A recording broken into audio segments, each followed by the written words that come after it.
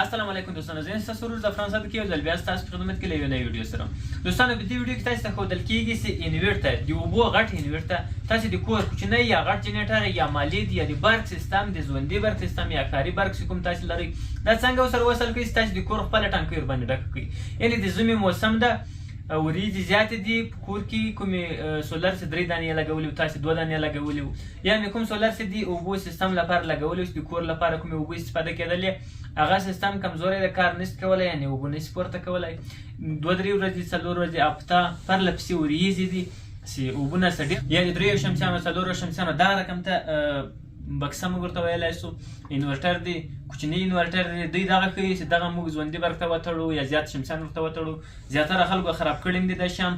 نو دا له 3 شمسیان له 2 شمسیانو چې تر 4 شمسیانو پورې چې کوم سیستمونه دي هغه راغلي دي. نو خلک زیات شمسیان ورته تړي دا ټول خراب کړي دي. زیات خلک دا شیان خراب کوي. ښه، یو انچ سمرسیبل یې لګولی 2 دانې شمسیان یا 3 شمسیان یا 4 شمسیان ورته ایښي، 2.5 شمسیان یا 300 واټ شمسیان ورته ایښي تر 400 واټ پورې. نو 2 یا 3 او یا د 4 دا رقم ته دغه بکسې ولټیج خپل لري. نیمه یې د 2 شمسیانو دي او یو ځای دي 3 شمسیانو دي او بل رقم ته یې د 4 شمسیانو دي. نو خلک وایي چې دا موږ جنیټر ته څه رقم وتړو چې د اوبو باندې پورته کړو. نو دا جنیټر ته نه تړل کېږي وروره.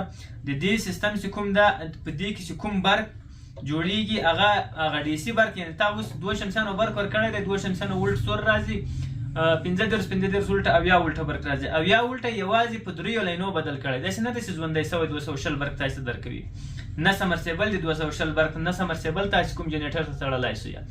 نو تاسو ته هغه طریقه په دې ویډیو کې ښیم. له دې شیانو چې ډډه وکړئ که چېرته تاسې 2 سولر لرئ او دا بکسه ورته یې کوي اوبه نشته، نور سولرونه ډېر لرئ خو د دې ته 2 سولر بس سوي دي، تاسې څه طریقه ورسره کوئ؟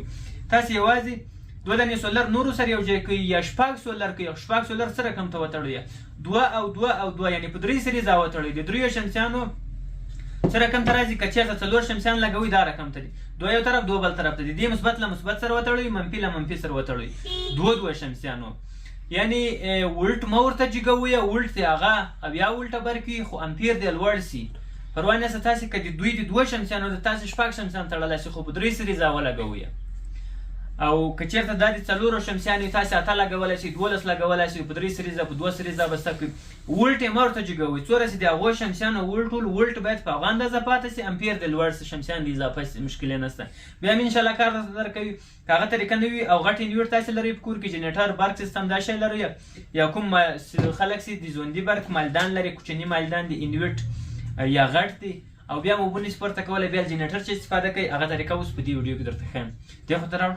دا د موږ سولرو لاین نه دي، خو سولرو لاینونه که موږ لګولي یې که مې خلاص کړي هغه ځان ته کیسه. دا موږ خو سولر په دغه دلته لګولي دي. موږ سولرو اصلي ځای دا ده چې دلته باید سولر لاینونه ولګول شي، خو دا سولرو لاینونه موږ لګولي دي، یعنې برق نشته سولرو دا که بیرته خلاص وي که پکې وي. نو موږ د جنیټر لاین لګول. جنیټر لاین به چېرته تاسې ولګوو؟ دا پاور سر باندې لیکلی ده RST. که په RST په دې 3 لاینونو کې هر ځای ولګوئ دا د ژوندي برق سیستم لاین دی. ښه، او دا 3 لاینونه خو تاسو ته معلومېږي چې د موټر لاینونه دي، سمرسیبل.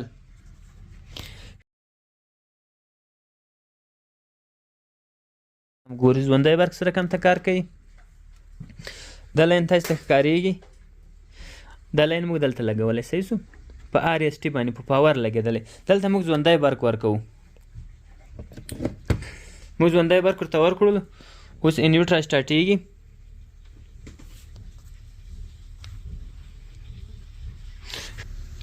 پاور اپ علامه دا ښیي چې مقصد تاسو ولټ کم ده. موږ 220 برق ورکړی ده، دا برق کم ښیي. اوس پاور اپ راوړئ. موږ ورځو اوس دا څه رقم ته، اوس دا موږ یو جنیټر ته تړلی، یو کوچنی جنیټر ته هم تړلی غواړو چې ټانکۍ ورباندې ډکه کړو. موږ چې کله دا لاینونه ولګول نو د موږ پاور اپ سیستم راځي، انورټ مې نه سټارټېږي. موږ څه کولی شو؟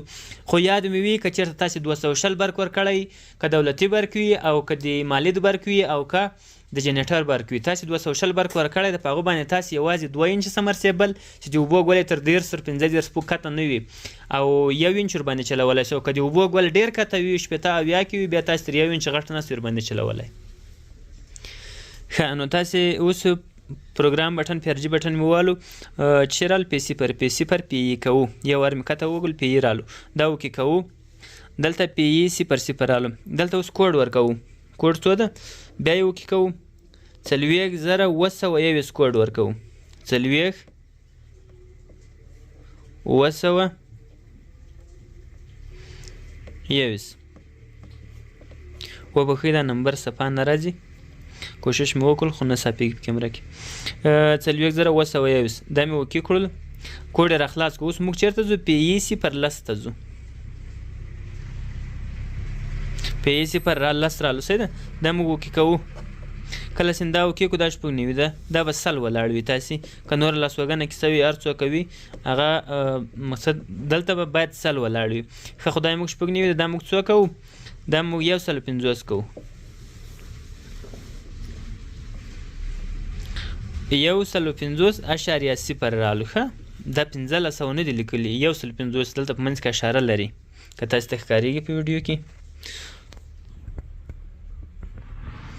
نو دا اوکې کوو موږ انویټ په خپله ډایرکټ ولاړو چلان جي ته صحیح سو څرنګه مو اوکې کړلو چلان ته ولاړ اوس یې موږ ګورو چې موږ سمرسیبل په دې باندې چلیږي که یا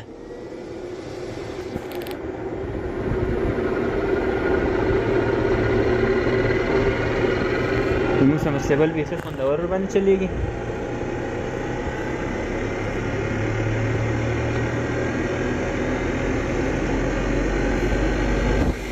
دوستانو دا سیستم ده دا اوس موږ په AC برق باندې سټارټ کړو تاسو ته ښکارېږي دا ژوندی برق 220 برق دا مې ځینې وکښلو سیستم ټول بند شول بېرته یې برق ته ورکوم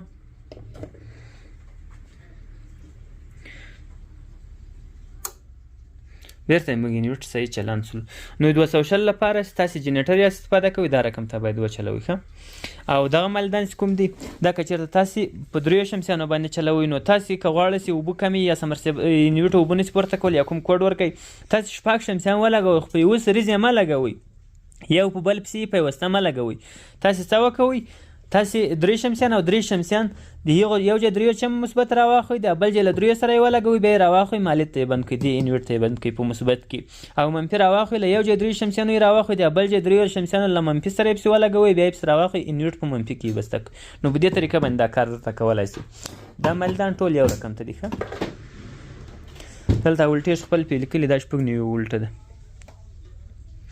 9 یعنې 4 شمسیانو باندې تاسو چلولی شئ نو دوستانو دا ویډیو د ضرورت په وخت کې کله تاسو ټانکۍ کې اوبه نولې نو دا رقم ته کار ځینې اخیستلی شئ له انویټ څخه او بیرته کله سیم کار ځینې واخیستلو بیرته د سولر سیستم تړوئ بیرته پروګرام هغه PEC پر 10 ما په 1.5 درولي تاسې بیرته په 100 ودروئ دوستانو کوم ویډیو خوښه شوې چینل سبسکرایب کړئ ویډیو لایک کړئ چینل در سره شیر کړئ چې نورو مسلمانانو ته هم ورسیږي د سرلوړي او آباد افغانستان په هیله الله مو مل شه